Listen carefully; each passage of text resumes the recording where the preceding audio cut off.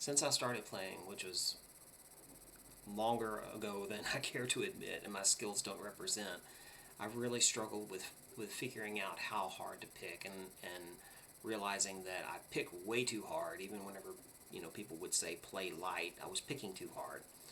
And to tangibly measure that, it finally occurred to me that despite the fact that I have really, really strong hands, I do Captains of Crush style grippers, I can only bring the volume of a tap up so high,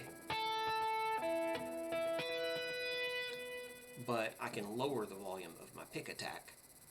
And I was always confused by how players were, tapping loud. It wasn't that they were tapping loud, it was that they were picking light and bringing the volume of the pick down to match that of their taps. And so this is kind of a one-way street where, regardless of how, like I said, how strong your hands are, you can only raise the volume of that. Even with high gain, you can only raise the volume of a tap up so high, or hammer on.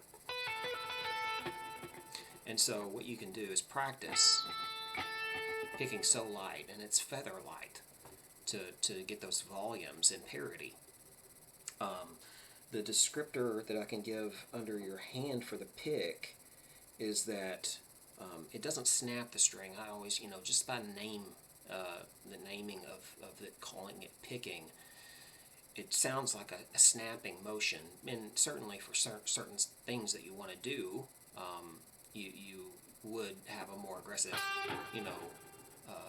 snapping attack. But for, shredding, which I try and fail to do, think of the pick as more brushing the string or even rolling over it. So the string doesn't deflect so much as the pick deflects against the string. So think of a violin and the bow rubbing the string of the violin. And when you think of it more as that kind of rubbing motion versus a snapping motion, it'll bring the volume of that pick attack down. So it's extremely light. It's lighter than just about anything I do in my life. So